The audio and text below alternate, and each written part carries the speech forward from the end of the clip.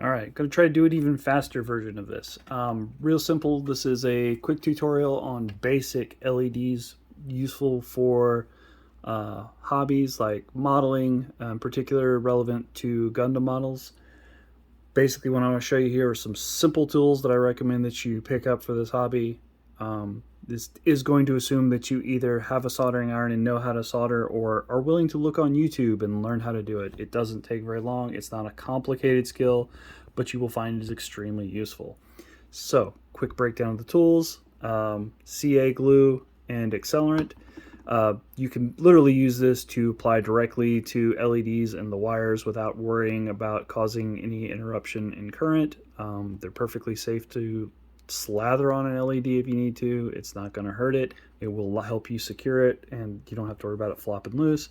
This is just some shrink tube. Basically, you'll use this in conjunction with soldering to seal up the wires to keep them from making contact other than where you want them to. So basically, you put positive and positive together, you join two wires, solder it, and slide this over it, heat it so it clamps down and keeps that wire from making contact with anything else that conducts electricity.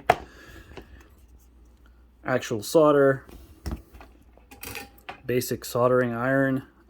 You can get these very, very cheap at almost any store that sells either automotive or hardware. Harbor Freight's always a good option. Again, you can spend a lot of money on a crazy expensive soldering iron. I literally just have one that plugs into a wall. That's all you really need. But, knock yourself out if you got the budget.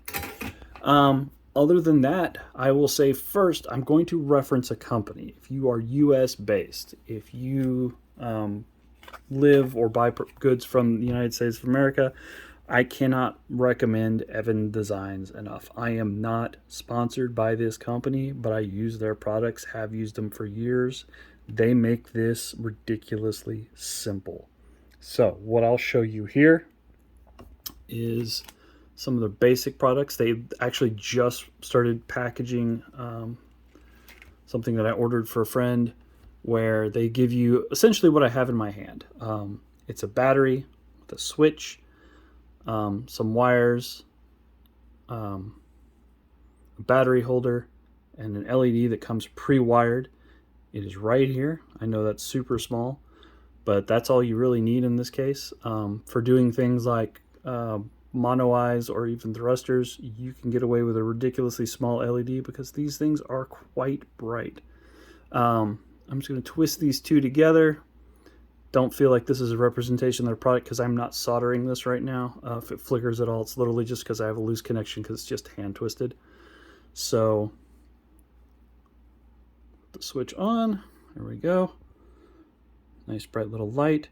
The simple rule of thumb here is batteries have a positive and negative side. This battery holder makes contact with both sides of that.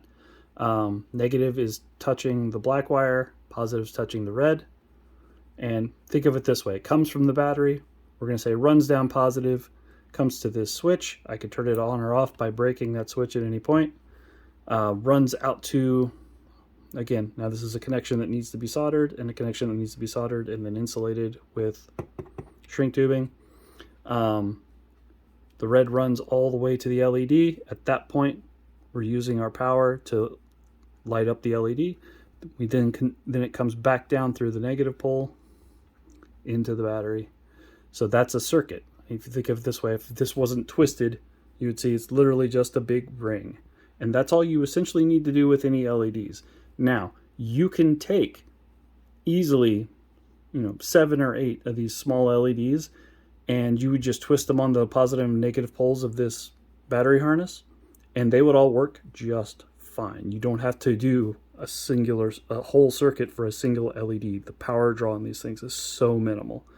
Another reason that I suggest using Evan Designs in particular is you can specify what color LEDs you want, the length of the wires that you're going to need on them, and then you just specify voltage. For simplicity's sake, I highly recommend just specifying 3 volts, because that means you can then run them off of either of these 2 different lithium cell batteries. This is 2032 on the right and 1225 on the left.